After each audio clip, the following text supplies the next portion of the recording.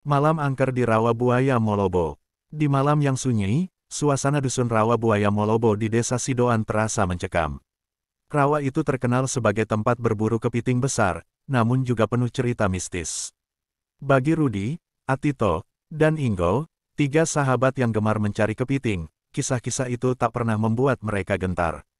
Malam itu, mereka membawa perlengkapan lengkap, lampu petromax, ember, dan pengait bambu.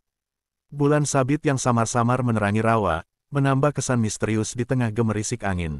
Sebenarnya saya takut sekali soalnya saya petete bilang, di Molobo itu biasanya ada pongko, ujar Atito dengan khas bahasa daerah Sidoan.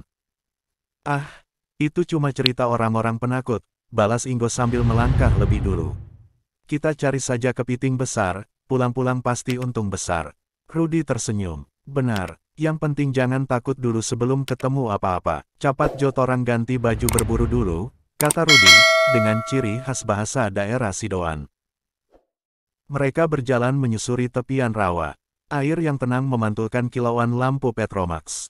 Beberapa kepiting kecil terlihat berlarian di antara akar-akar bakau, tetapi tak satu pun yang menarik perhatian mereka. Setelah beberapa saat, Rudi melihat sesuatu di kejauhan. Lihat itu, serunya. Di tengah lumpur, seekor kepiting besar berwarna hitam legam dengan garis-garis merah di cangkangnya tampak diam tak bergerak. Ukurannya jauh lebih besar dari kepiting biasa, hampir sebesar kepala manusia. Ini dia, pasti ini langka, kata Ingo dengan penuh semangat, langsung mendekat tanpa ragu. Namun, begitu dia menyentuh kepiting itu, suasana berubah drastis. Udara terasa dingin, angin berhenti, dan rawa yang tadinya berisik menjadi sunyi.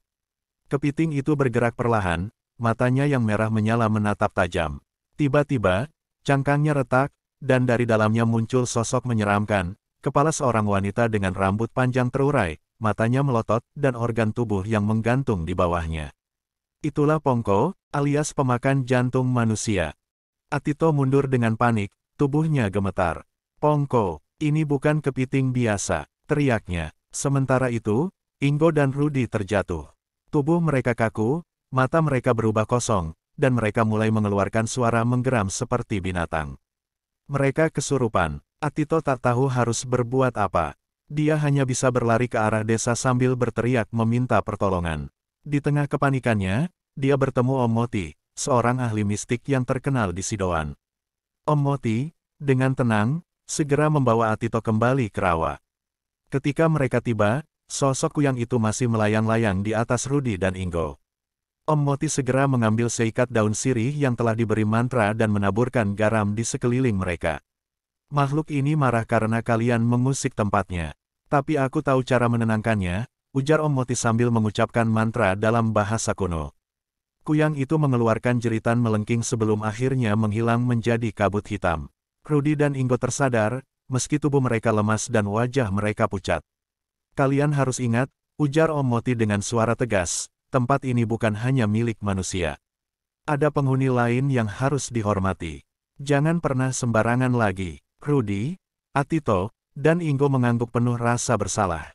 Mereka bersumpah tidak akan berburu kepiting di rawa itu lagi. Malam itu, dusun Rawa Buaya Molobo kembali sunyi, namun kisah tentang Pongko di rawa itu terus hidup sebagai peringatan bagi siapa saja yang ingin mencoba mengusik wilayah angker tersebut. Oke pemirsa, terima kasih telah menonton, sampai di sini cerita kali ini, semoga sehat selalu, banyak rezeki dan panjang umur, sampai ketemu di episode berikutnya, wassalam.